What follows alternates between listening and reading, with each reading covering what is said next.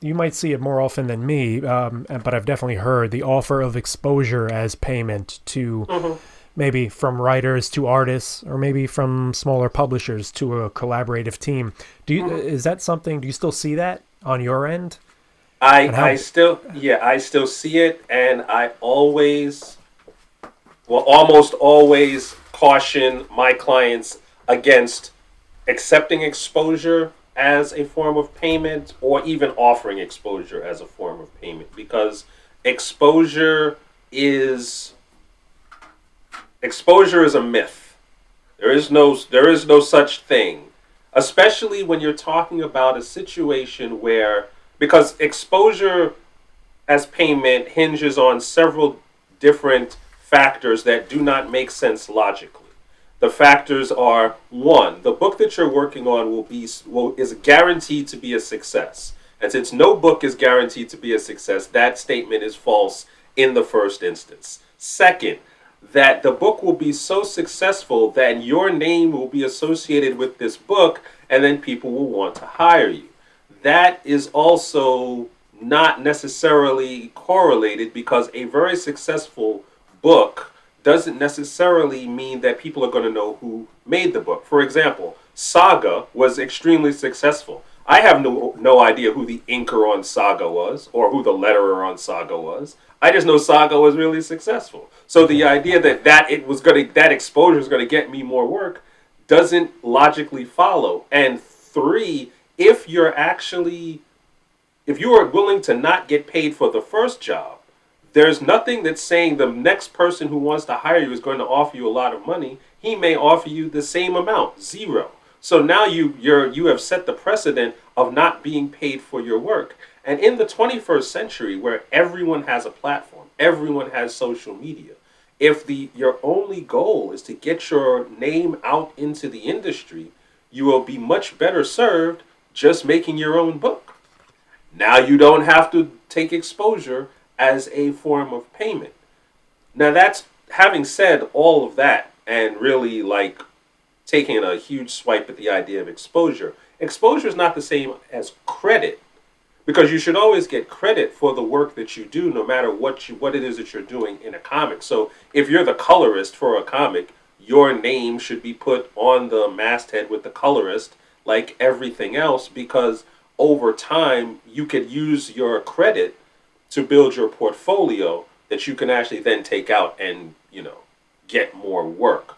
People like Jim Lee and Frank Miller, they started out as freelancers for Marvel and DC, and they got credit, and it was from that credit that they were able to leverage their own creator owned books and their own films and all the other stuff that they did.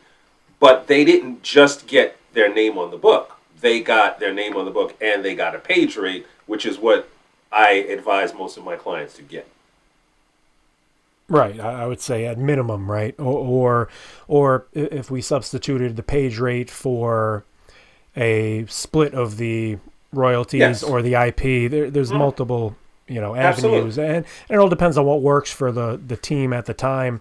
Hmm. But I think even as independent creators, if you're doing a book and the goal is you're splitting the royalties, that still is a little bit, who's to say it'll get picked up, or who's to say the crowdfunding campaign will be a success. So you still may, I guess you got to do your own homework, right, and research and figure out if the project is something worth putting that risk, because there's still a little bit of a risk factor involved with solely a royalty or IP split.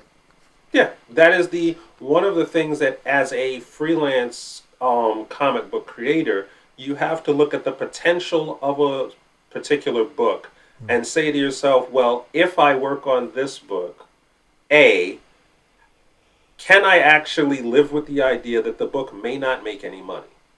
And if you're so enamored with the idea of the book or working on the book that you want to be involved in it just for the chance to make money, then okay.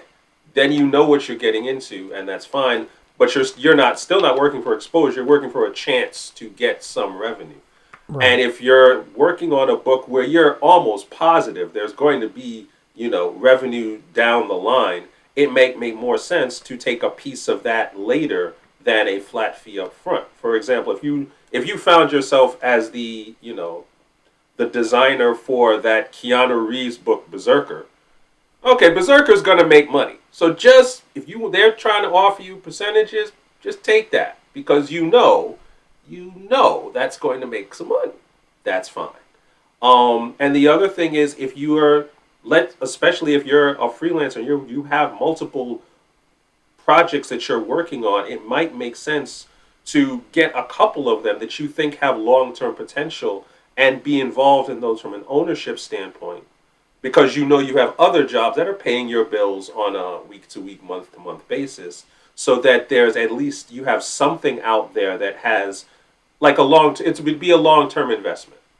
The same way you don't necessarily know if the stock that you're buying today is ever going to, become like Amazon.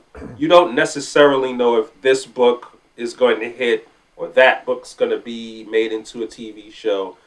But if you hedge your bets and balance it out, a lot of jobs you take you get cash up front, but a couple of them you have in your back pocket. You own a piece of them just in case it blows up. You're there for the party.